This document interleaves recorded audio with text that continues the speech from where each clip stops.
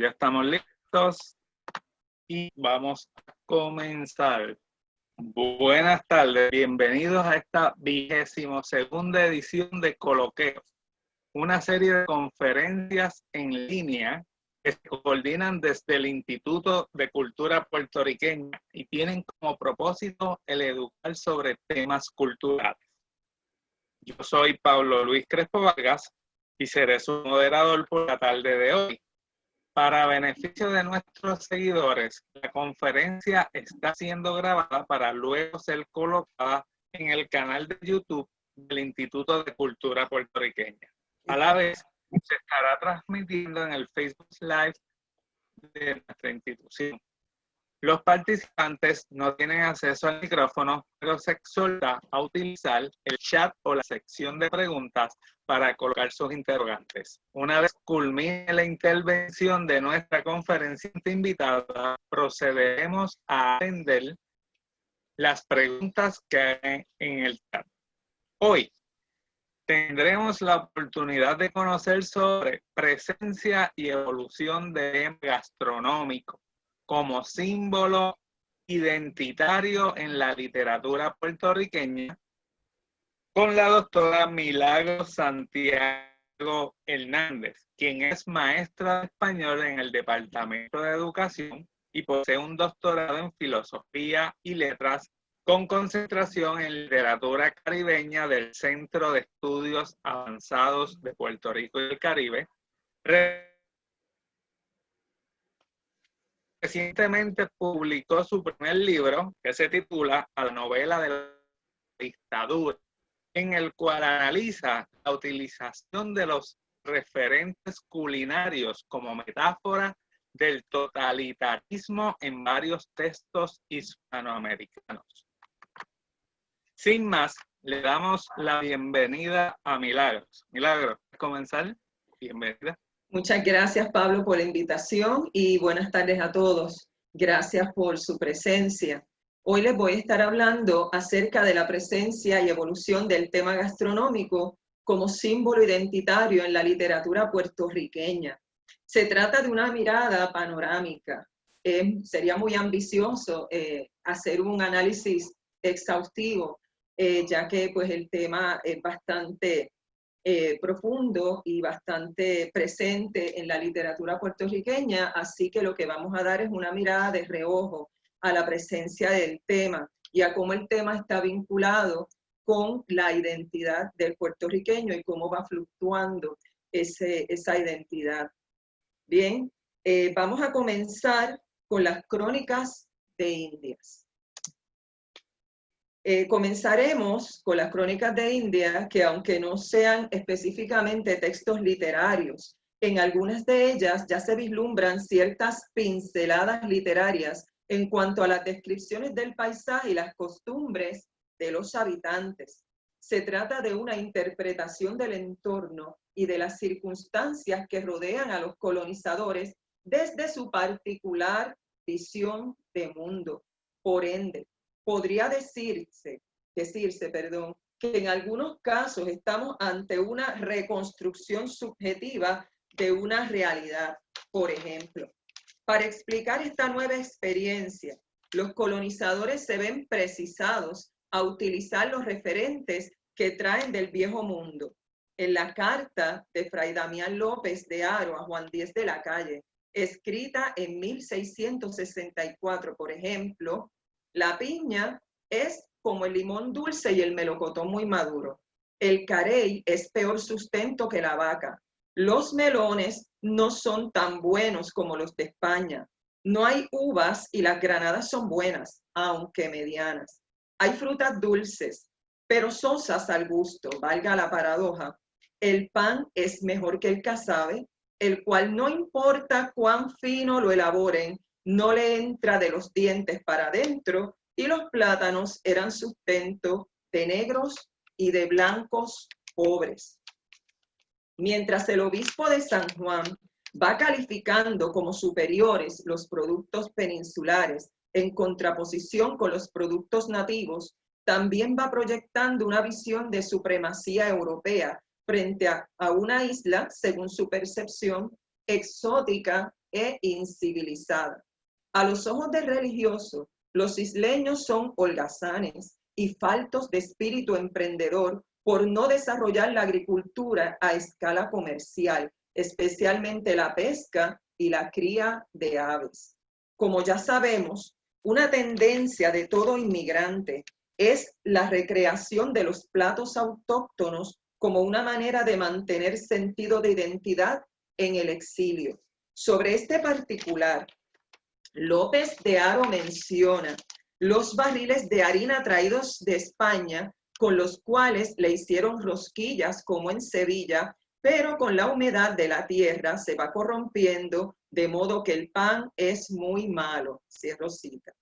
Esta próxima cita podría ser también una buena alegoría al proceso inicial de adaptación de los colonizadores y su sentido de identidad con respecto a su nuevo entorno. El trigo se ha sembrado y ha probado bien en algunas partes de tierra, pero lo que se coge de ello y otras semillas que traen de España cuando los vuelven a sembrar se desvanecen y quedan en berzas. Cierro cita. Es decir, lo que se desarraiga cuando se vuelve a sembrar en otro lugar ya no se desarrolla de la misma manera. Más de un siglo después, Fray Íñigo Abad y la Sierra, en su informe Noticias de la Historia Geográfica y Civil y Política de la isla de San Juan Bautista, habla de las características y costumbres de la isla, utilizando para ello en gran medida sus hábitos alimentarios. Entre estas costumbres, habla de las técnicas e instrumentos heredados de la cultura taína, como cazuelas de barro y utensilios hechos de higuera.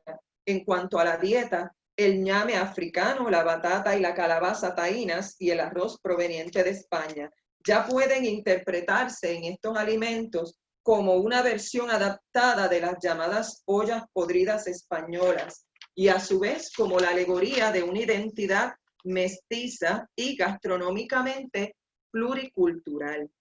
La manera de alimentarse de su entorno, tomando solo aquello que necesitaban y de manera inmediata, sin miras de explotarlo comercialmente, era uno de los rasgos de conducta que a los ojos del colonizador los hacía parecer indolentes, es decir, vagos.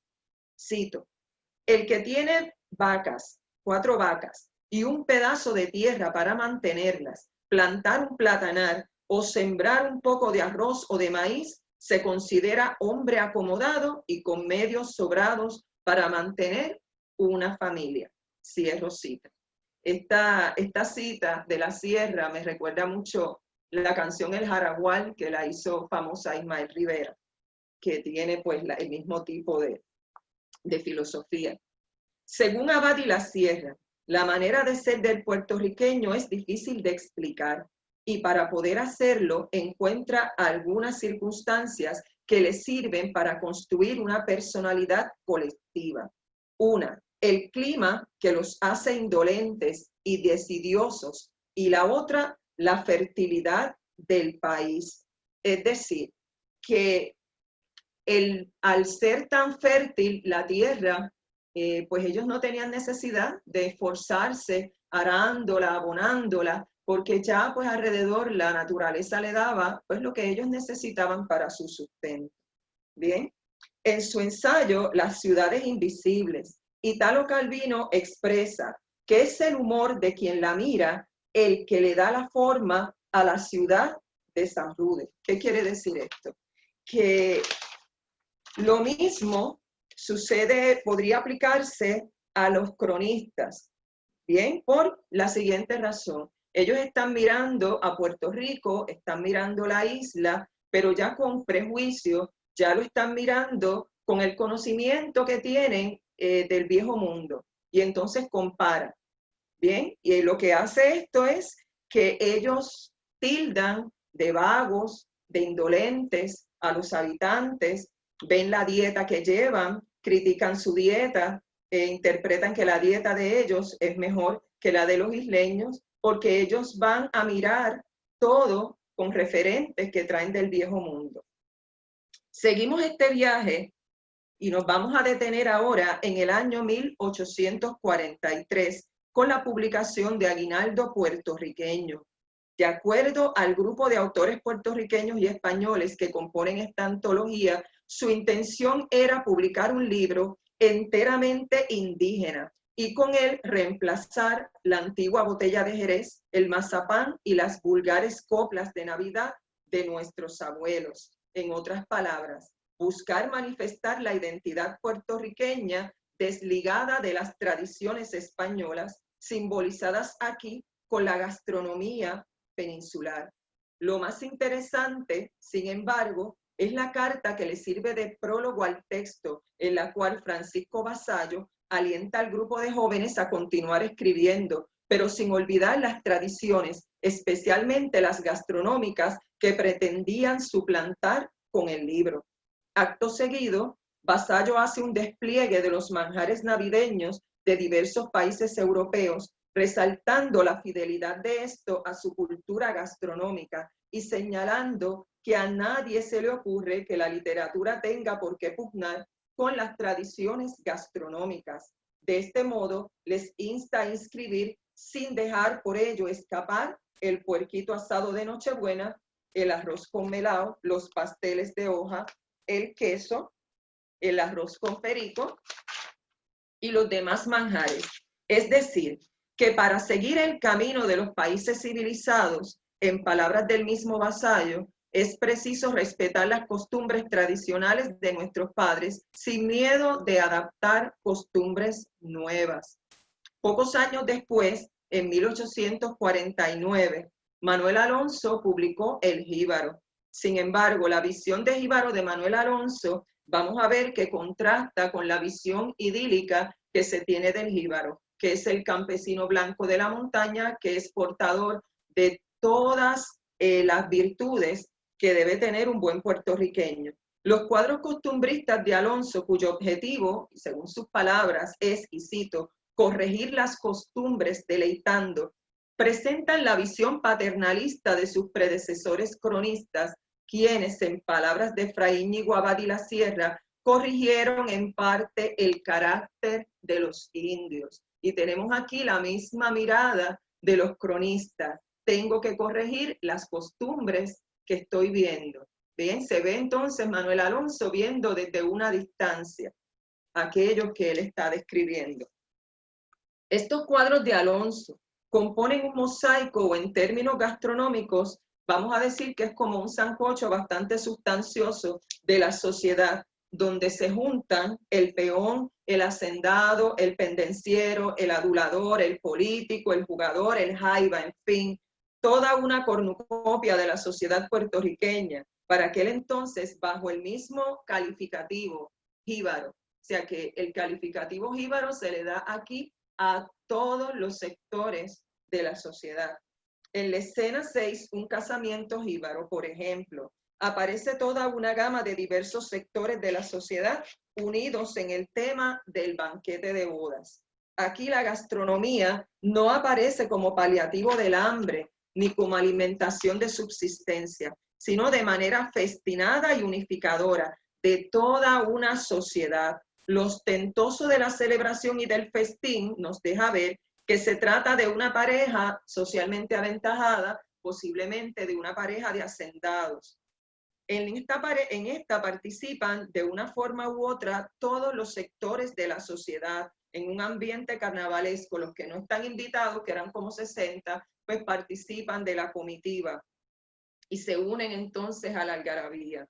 Hay baile, hay banquete, hay desenfreno, la gente gritaba y golpeaba los mostradores con palos y piedras, hay animalización y hay sexualización, se les da las características de animales en celo a los desposados, e inversión de roles. Es la gente del pueblo la que se dirige a los novios, que a todas luces son de alta alcurnia, como quien arrea el ganado. Según Mijail Bakhtin, los espectadores no asisten al carnaval, sino que lo viven, ya que el carnaval está hecho para todo el pueblo. Durante el carnaval no hay vida, no hay más vida que la del carnaval. Es imposible escapar porque el carnaval no tiene frontera espacial. Y en esta estampa nosotros podemos ver cómo se presentan todos los sectores de la sociedad unidos bajo la denominación jíbaro en un ambiente de libertad festinada. A finales del siglo XIX, en 1894, se publica La charca de Manuel Seno Gandía. La misma fue escrita bajo el influjo de la estética naturalista, cuya técnica principal es la observación y la descripción minuciosa de los aspectos más sórdidos, es decir, más desagradables de la sociedad. Aquí el ojo escrutador, el ojo que examina, pertenece a una élite representada por los personajes Juan del Salto, el doctor Pintado y el padre Esteban, los tres correspondientes a la industria latifundista del café, la medicina y la iglesia respectivamente. Así que tenemos aquí las instituciones económicas, la medicina, las instituciones médicas y la iglesia. Ellos son los que juzgan y describen al campesinado desde su punto de vista de superioridad moral. Para ellos, los habitantes del cafetal representan la otredad, que es víctima de su falta de emprendimiento y de sus malos hábitos alimentarios. Tesis que nos remite a la mirada positivista nuevamente de los cronistas. El campesinado aparece aquí deshumanizado, carente de toda identidad. Está descrito como una masa de pálidos y como un gigantesco estómago sin nutrición. El hacendado, el médico y el cura, durante sus cenas abundantes, y sus largas conversaciones de sobremesa, argumentaban acerca de la pobreza, la inmoralidad y la malnutrición de los campesinos, pero todo ello se quedaba en una pura retórica. Sus conversaciones de sobremesa siempre giraban acerca de los males sociales, pero ninguno de los tres se ponía de acuerdo porque cada cual tenía un argumento diferente. Aquí hay una cita que muestra no solamente los aspectos de esta conversación, sino el tono irónico en que también se habla. Se dirigieron al comedor, en donde, servida la colación, humeaban los manjares con apetitoso atractivo. Habíanse ya sentado y todavía el padre Esteban filosofaba. La fe, qué gran remedio, qué medicina tan... Mire usted, pater, interrumpió Juan, destapando una fuente y descubriendo un gran pedazo de carne. Mire usted, una de las medicinas que necesita ese pobre enfermo. Y entregándose al almuerzo, comieron y rieron con la jovialidad de los amigos de colegio. Entramos ahora al siglo XX, de la mano de Luis Llorens Torres, pasando del naturalismo al modernismo, cuyas técnicas van desde el exotismo y la evasión hasta el criollismo y la afirmación nacional. Como ejemplo de esta última tendencia, presentaré un fragmento de una de sus acuarelas por tratarse de pinceladas literarias titulada Batata con leche, que fue publicada en el 1915. En esta se presenta el sentimiento de reafirmación de la identidad campesina basada en la idealización del pasado a través de la alimentación pretérita y de la memoria del paladar. De hecho, este escrito de Llorens nos recuerda ese famoso pasaje de la Magdalena de Marcel Proust, en el cual el estímulo del gusto despierta los recuerdos de una infancia ya perdida. Hoy, almorzando en un hotel, me sirvieron batata asada y leche cruda. Me acordé de aquellas casas viejas, elevadas sobre altos estantes, con cobijas de barro, aquellas casas de campo que todavía se ven junto a los caminos reales. Bebí la leche y comí la batata. Parecióme que me estaba bañando en el río Jacaguas. Me acordé de cuando yo corría a caballo por los cerros de Collores y en el ambiente sentí un viejo olor a cafetales que me ensanchó el corazón. En pocas palabras, la alimentación pretérita, basada en ambos casos, ya sea magdalenas con té para un francés, para Marcel Proust, o batata con leche para un puertorriqueño, Esto es el símbolo de la identidad perdida que se pretende recuperar, o sea, que se va a los referentes de lo que se comía en la niñez para volver a esa etapa de vida idealizada. En 1935 aparece otra de nuestras obras emblemáticas, La llamarada de Enrique Laguerre. En ella, los trabajadores del cañaveral se mimetizan con la plantación. Es un sector invisible, considerado como una maquinaria humana al servicio de los intereses foráneos. Son la sinécdoque y la metonimia de un sistema de producción capitalista. Son brazos y machetes para echar a andar la molienda. No cuentan con un espacio para el esparcimiento, ni para degustar el almuerzo lejos del trajín del cañaveral. Además, la dieta no dista mucho de la que se consumía en las plantaciones por los esclavos. Cito, ya empezaba a llegar el almuerzo de los peones, invariablemente envueltos los platos en paños con manchas de manteca, vegetales con bacalao y aceite, arroz con habichuelas cargado de achiote. ¿Acaso alguno le haría honor a un plato de marota? Y después de postre, la botella de café prieto. ¿Para qué lavarse las manos? ¿Para qué sirven las mesas y todos esos adminículos de comedor? Allí, sobre el trabajo, se hace todo. Cierro cita. Nos adentramos ahora, disculpen, a la década de los 40, con dos cuentos de Emilio S. Belaval, publicados en su antología Cuentos para fomentar el turismo de 1946. Con el decrecimiento de la industria de la caña, la Gran Depresión y otros acontecimientos desafortunados, bajo el plan del nuevo trato, se estableció en Puerto Rico el programa Puerto Rican Emergency Relief Administration, mejor conocida por todos nosotros los puertorriqueños como la PRERA.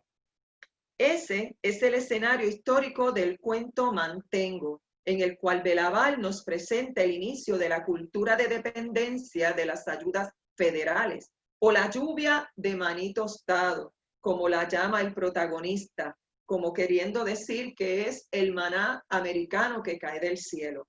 Aquí el hambre le da paso a la gula, como distintivo del campesino que, analizando su situación, concluye que es preferible vivir de las ayudas federales a ganar poco con mucho esfuerzo.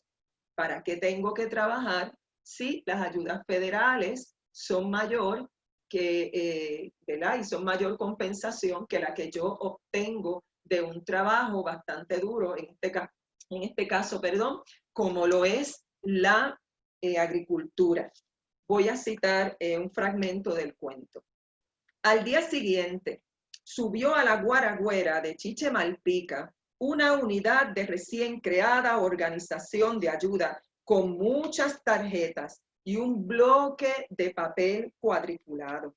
Chiche Malpica estaba esperando este momento con una sublime gula de profeta. Cuando al anochecer llegaron los caritativos compadres con su heroica ración, Chiche Malpica los atajó con una cariñosa altanería. Guárdense esos granitos para sus potes, que yo tengo tarjeta ya. Cierro cita. No obstante, la dieta de alimentos procesados, que pretendía ser la panacea del hambre, terminó cobrando factura en la salud de nuestro antihéroe. Cito, lástima que pronto hubo que crear el expediente, porque tantas inyecciones de hígado le propinaron a Chiche Malpica, tanto salmón, leche condensada y galletas tuvo que engullir, que el primer caso de Mantengo de que se tiene noticia en la historia de Puerto Rico murió de apoplejía, gordo como un cerdo, con la inefable sonrisa que muere en nuestra tierra aquel que logra agarrar una puntita de sábana verde para arroparse los pieses. Cierro cita. De otra parte, otro cuento que tenemos de Emilio S. Belaval es el cuento Conversión de la maestrita rural Isabelita Pirimpín. Belaval en este cuento nos presenta el choque entre la utopía y la realidad, cuando la nueva maestra, instruida en los nuevos modelos educativos estadounidenses, fracasa en el intento de aculturación de los jibaritiños, como ella les llama, tratando de cambiar, entre otras cosas, sus hábitos de alimentación por la dieta americana. Destapa su canasta llena de lindos símiles vegetales y acomete con un risueño ardor la explicación de uno de los más serios problemas de la ciudadanía, la dieta balanceada. ¿Qué hacen ustedes ahí, niños? ¿Por qué no se van a almorzar? Nosotros no tenemos a dónde almorzar, doña Isabelita. ¿Cómo? No es posible. ¿Y los otros niños? Están por la cuesta a ver si consiguen unas frutas, pero ustedes no pueden estudiar si. ¿Qué desayuno toman antes de venir a la escuela? Café puya, doña Isabelita, y por la tardecita nos dan funche con bacalao o un guiso de gandules con yautía. Cierro cita. Finalmente, decepcionada por un sistema educativo totalmente ajeno a la realidad de los estudiantes y por acercamientos inapropiados de su supervisor, es Isabelita quien desiste de la metodología educativa inicial y termina adoptando la identidad de aquellos que ella pretendía adoctrinar. Y aquí la cita. El jibaritiño es un niño hambriento, sostenido por la exuberancia de un paisaje. Isabelita Pirimpín empieza a descubrir en el paisaje que rodea su escuelita rural un valor moral superior a su ovejita de trapo y a su manzana de cera. ¿Por qué había de robarle a su arisco educando los símbolos poéticos que fascinaban su alma de niño, haciéndole olvidar la miseria que le rodeaba? Cierro la cita. Ahora, de Belaval vamos a la novela La víspera del hombre de René Marqués, ambientada en el 1928, pero publicada en el 1958, donde Marqués establece un paralelismo entre la cosecha convertida en mercancía en la ciudad y el desarraigo del campesino en medio de la urbe. Siendo Marqués agrónomo de profesión, el apego a la tierra es un tema recurrente en muchas de sus obras. He aquí el paralelismo, dice. Allá en el campo, por una especie de mimetismos a la inversa, el ambiente disimulaba la miseria de las carnes, la pobreza de las ropas, pero aquí, en la estrechez urbana, no había fusión de la naturaleza y el hombre. Allá era un hombre en brega difícil, pero amorosa, con la tierra realizando el cultivo hasta lograr la cosecha. Aquí era el hombre con la cosecha convertida en producto intercambiable a ser devorado en competencia atroz. Así que aquí hombre y cosecha pues se funden en una misma identidad. No es lo mismo la cosecha en el campo que la cosecha en la ciudad convertida en mercancía, desvirtuada de todo su valor, ¿no? Y de todo el trabajo que se generara la cosecha y todo el contacto con la tierra, sino que es un producto que está expuesto a regateo, es intercambiable. Bien, en el segundo acto de la carreta, seguimos con René Marqués.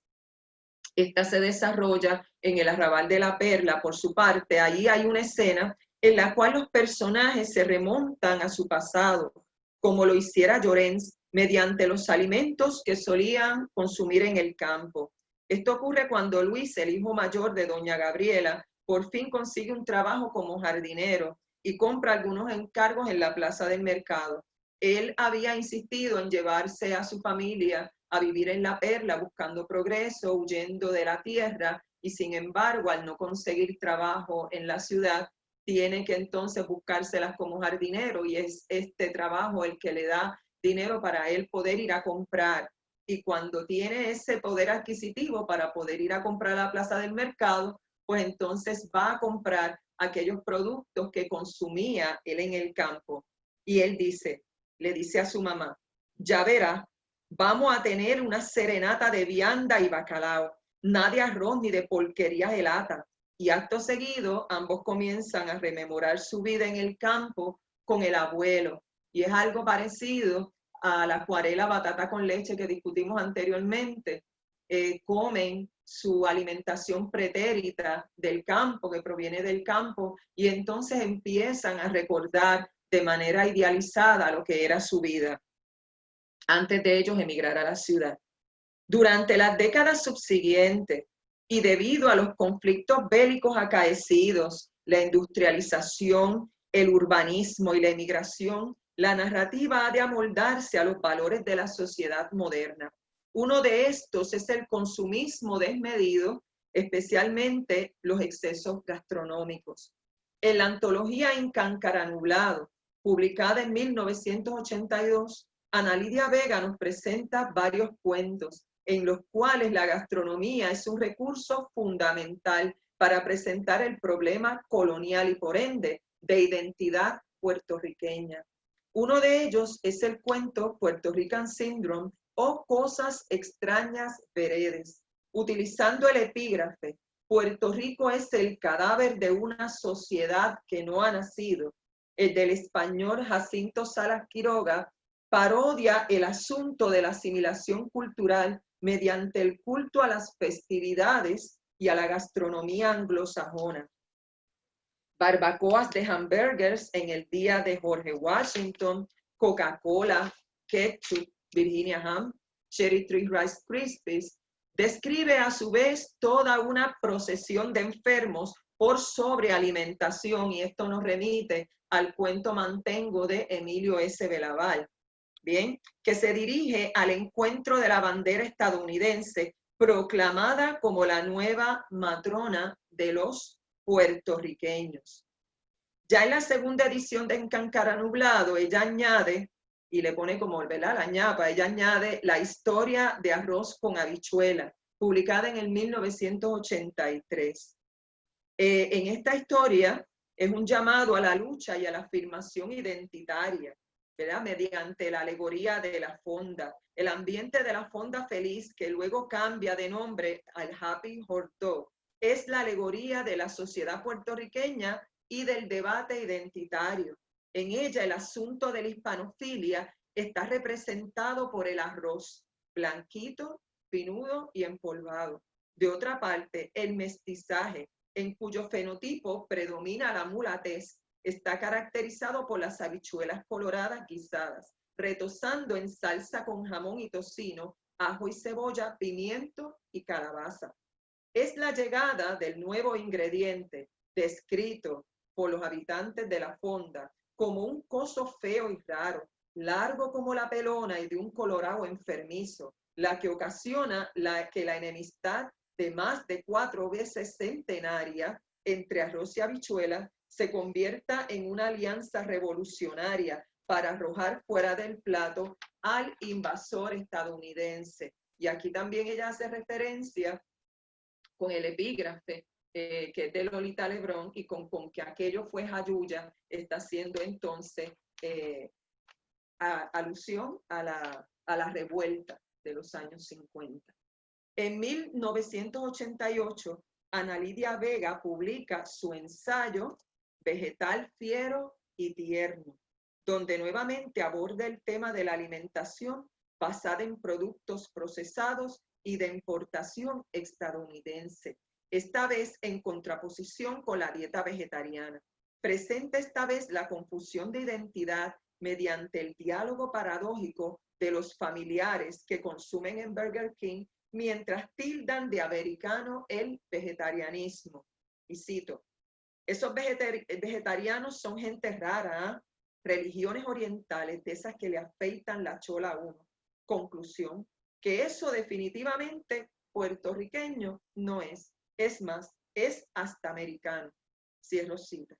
Siguiendo esta travesía, haremos una parada en la década de los 90 y nos vamos con Magali García Ramis y su ensayo La manteca que nos une, de 1993, en el cual se traen a colación los hábitos alimentarios nocivos heredados de los sistemas coloniales bajo los cuales hemos vivido los puertorriqueños desde la colonización hasta el presente. Para hacerlo, García Ramis recrea de manera hiperbólica una especie de palincesto culinario mediante el cual plantea que el único vínculo de identidad entre los puertorriqueños es la mala alimentación que compartimos, amén de los sistemas coloniales que nos han regido. Cito: y los barcos siguen trayendo los jamones ahumados para que engalanen los convites, y las toneladas de salchichitas que no caben en sus latas, y jamonillas tan suaves que casi se untan en los panes, y quesos para derretirse poco a poco, saliéndose del pan y esparciéndose por toda esa parrilla, símbolo del comer urbano, donde esta mañana hicieron huevos fritos, y ayer cocinaron hamburguesas, y anteayer calentaron sándwiches, y el año pasado frieron rebozadas, y cuando llegó Ponce de León, asaron cabrito, grasa histórica que funde los sabores de todas las colonizaciones. Cierro cita. Ya para finalizar, llegamos al siglo XXI, de la mano de Edgardo Rodríguez Juliá, en Elogio de la Fonda, que no es necesariamente acerca de la grasa que nos une, sino acerca de la grasa que nos separa en un marco político económico. Denuncia Rodríguez Juliá que la proliferación de establecimientos de comida rápida refuerza el síndrome del colonizado. Señala además la paradoja de que existe una generación de puertorriqueños que siente una repulsión pretérita por la alimentación poco saludable con la que se crió bajo la política de Luis Muñoz Marín, al mismo tiempo que patrocina los establecimientos de comida rápida de las cadenas multinacionales. Cito: vivimos la gran época boricua de los fast foods. Somos de los territorios, ya que no estados, donde más venta tienen estos restaurantes, y restaurantes entre comillas, capaces de convertir el plástico en un artículo comestible. Mientras más avanza la obesidad y celulitis, y el país parece una emblemática franquicia de Burger King de la plantación 936, otra histórica histeria parece asolar el gusto ancestral del puertorriqueño por la comida grasosa y sabrosa. A la gente de mi generación, criada con las benditas chuletas de Muñoz Marín, Dios lo tenga en gloria, les ha entrado en la medianía de edad ese fo respecto de lo que nos gustaba en la infancia. Poncho, todo nos parece contaminado por el colesterol. Mientras tanto, ya hay una generación universitaria criada con el colesterol a lo Kentucky Fried Chicken o Churches, y preferimos la grasa del coronel Sanders a la de doña Chita en Loíza. Cierro cita. Hasta aquí este recorrido gastronómico por nuestra literatura. Mucho se ha quedado aún, vamos a decirlo en términos gastronómicos, dentro de la olla por falta de tiempo para servirlo, y otro tanto porque está a media cocción. Son temas que todavía pues son temas vírgenes. Esta área de la gastronomía tiene mucho para explorar en la literatura. Es un tema bastante fecundo, que yo espero que haya más personas que se entusiasmen por el valor literario, ¿verdad?, de la gastronomía, por ese valor retórico que tiene dentro de nuestras letras. Gracias, Pablo, por haberme invitado. Gracias a todos los que aceptaron este convite.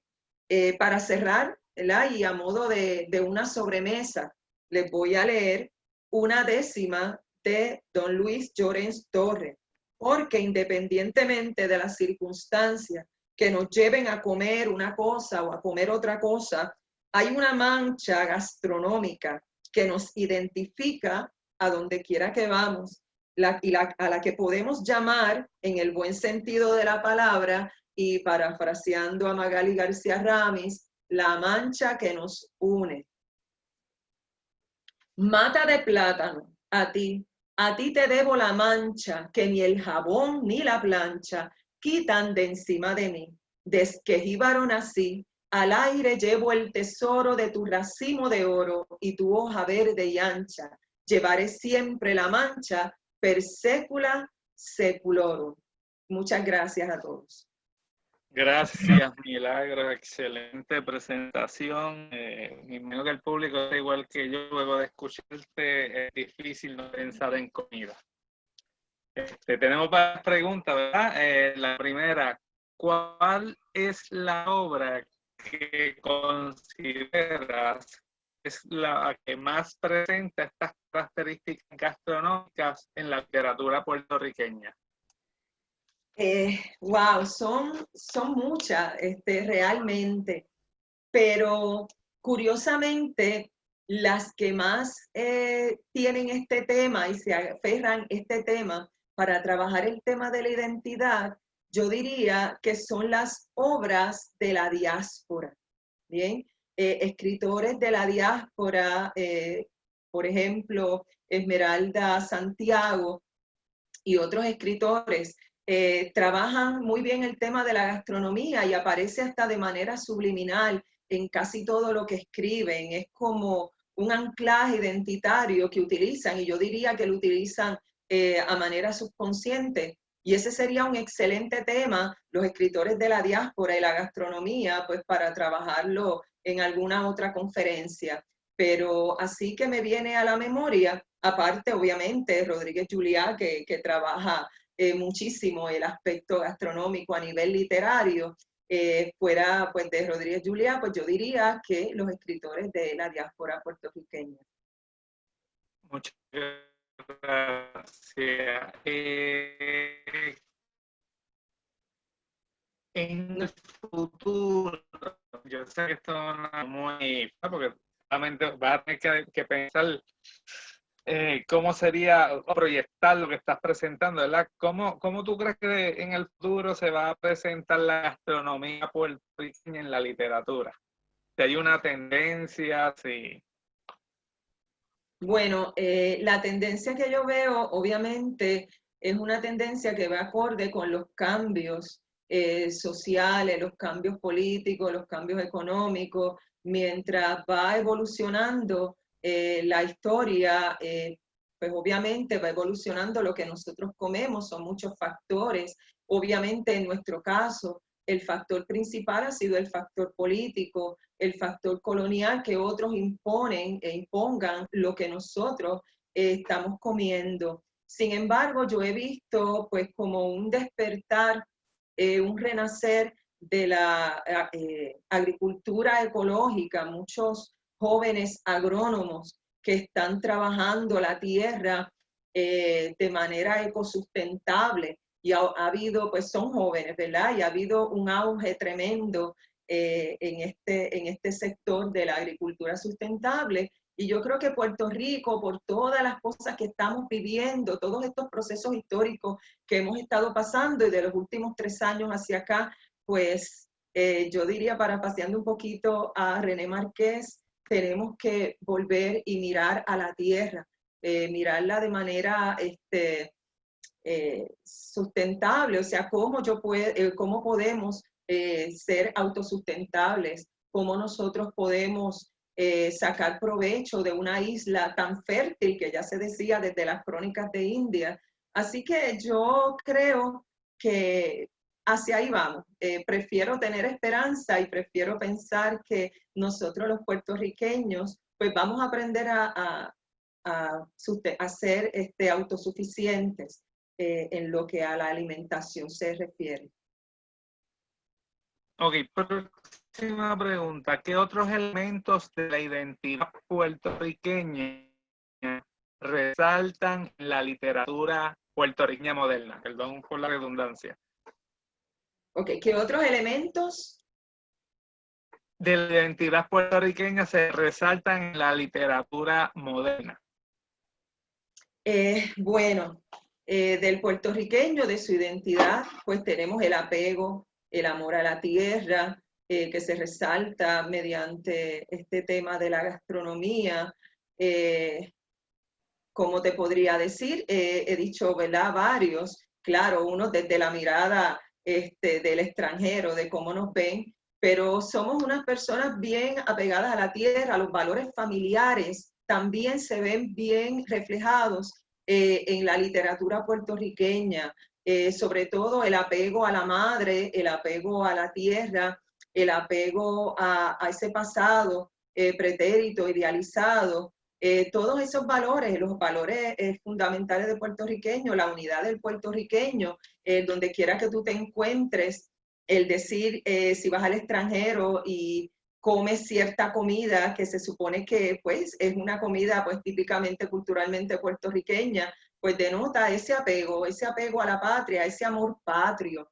Y es interesante, Pablo, porque hay un debate y siempre ha habido un debate nacional acerca del idioma y que el idioma es lo que más nos distingue a nosotros como puertorriqueños. Sin embargo, pues ha habido muchas ocasiones, sobre todo en escritores de la diáspora, que prácticamente el idioma se pierde, pero queda como un ancla, ¿verdad?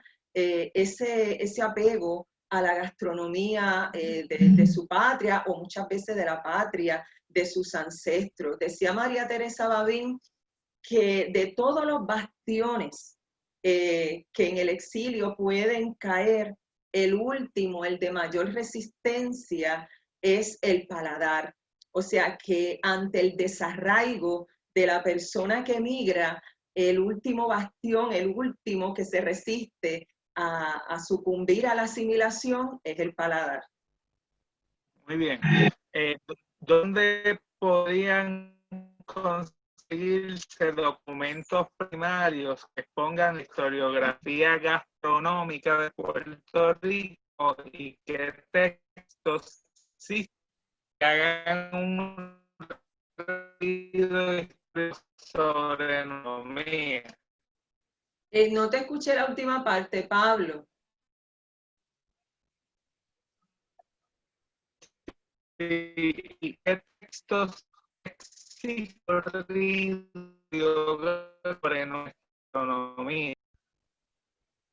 No entendí la última parte, pero te voy a contestar la primera parte de la pregunta en lo que después se arregla un poquito el audio. Bien, tengo que señalar que este no es un análisis antropológico ni un análisis histórico, es un análisis visto desde la literatura, de cómo se utiliza la gastronomía como retórica, ¿verdad? Como una herramienta retórica para caracterizar personajes, sobre todo, ¿bien?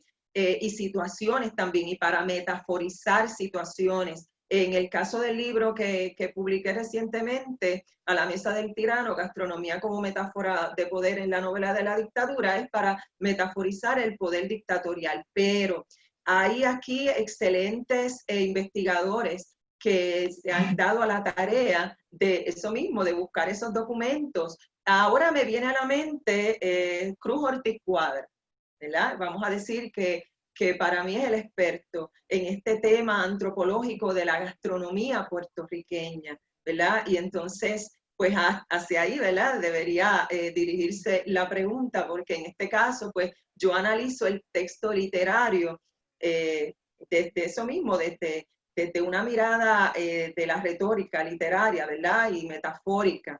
Pero sí, Cruz Ortiz Cuadra ha hecho un excelente trabajo de investigación, tiene varias publicaciones acerca de la historia de la gastronomía puertorriqueña. Y la otra parte de la pregunta es la que no oímos claramente, si la puedes repetir, vamos a ver si ahora te puedo escuchar. Sí, voy a pasar a la siguiente, porque básicamente es lo que acabas de contestar. Era más un asunto de metodología, ¿verdad? ¿Dónde buscar la información? Pero la siguiente pregunta, la obra Jíbaro, ¿a qué movimiento literario o político pertenece? Bueno, El Jíbaro es una obra costumbrista y pertenece entonces a esas obras costumbristas puertorriqueñas. Y como dije, es bien curioso por la identidad de jíbaro que él utiliza, que la aplica a prácticamente todos los sectores de la sociedad. Después vamos a ver más adelante que se va aplicando a la persona de la montaña, pero que ya desde el inicio, esa es una de las obras fundacionales de la literatura puertorriqueña. Entonces él le da prácticamente esa identidad a toda la colectividad. Es una obra del costumbrismo puertorriqueño. Gracias, Milagros. Te envían saludos desde Colombia y desde Indiana. Otra pregunta por aquí.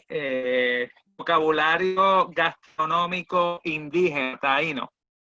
Pues wow, pues casi todo lo que nosotros comemos, casi todo lo que comemos y casi todas, por ejemplo, la dita, la jícara, ¿verdad?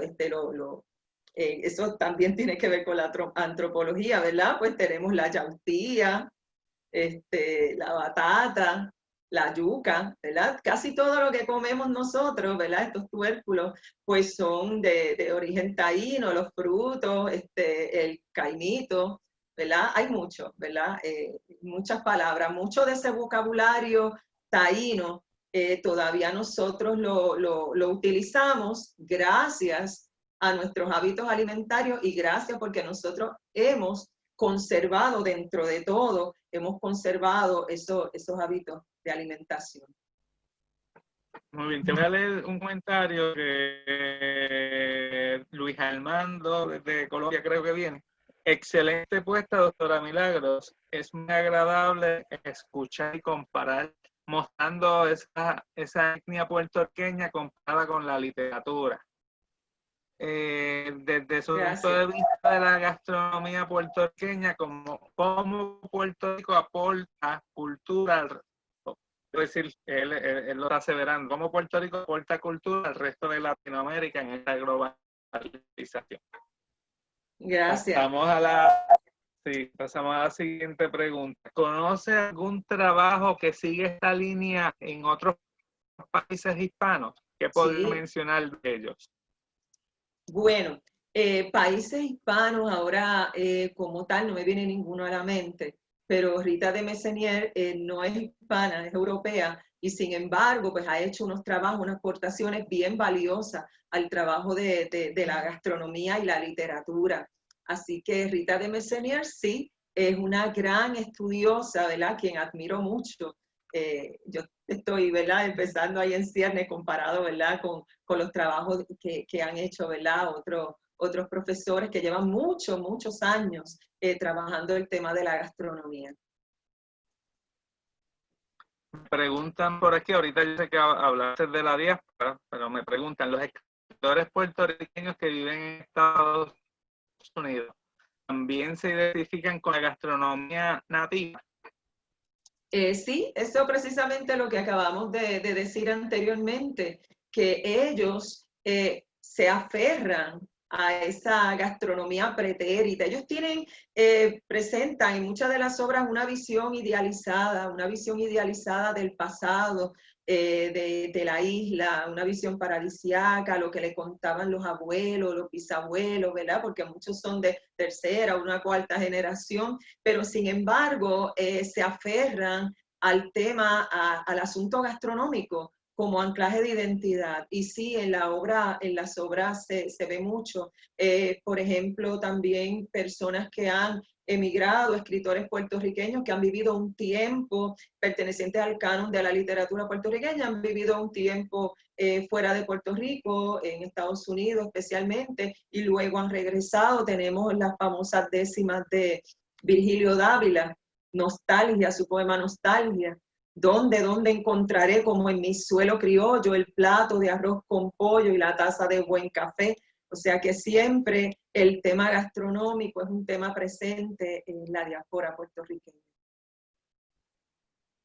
Muy bien, mira, esta pregunta es difícil, pero te la tengo que hacer, ¿verdad? Ay, Dios mío, bueno. Si fueras, no te asustes, es difícil que vas a tener que pensar bien. Si fueras a recomendar 3 obras para nuestra audiencia, ¿cuáles serían? Dios mío. Pero estás hablando obviamente de 3 obras puertorriqueñas, ¿verdad que sí? Sí, tres obras puertorriqueñas que trabajan en el tema de la gastronomía.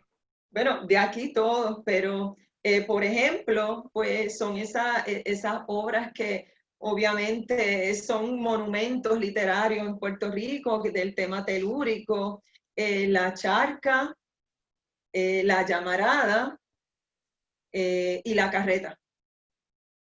Muy bien, Milagro. Mira, hemos recibido muchas buenas vibras, ¿verdad? Y a la gente le gustó tu presentación.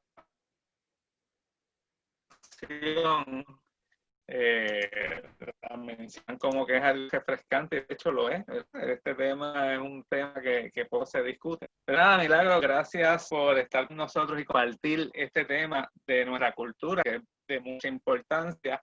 Y muchísimas gracias a cada uno de nuestro público por hacer de este espacio uno tan enriquecedor. Aprovecho la oportunidad para invitarles a nuestro próximo bloqueo, que va a ser el jueves 4 de junio, cuando tendremos la conferencia Archivo Histórico de Vieques, recursos para la investigación sobre Vieques con un pasado 5 siglos, presentada por el profesor Roel L. Rabin Ciegal a través de este mismo medio. Les voy a compartir en un segundo el enlace por aquí. La gente sigue felicitando de Milagro. Ahí compartir el enlace, ¿verdad? También les quiero recordar nuestra programación de cultura virtual por Facebook Live, lunes, miércoles y viernes a las 6 de la tarde, sábado y domingo a las 10 a.m. Y no puedo ir sin mencionar que en el mes de junio, que comenzamos ayer, el Instituto de Cultura Puertorriqueña está celebrando su aniversario número 65.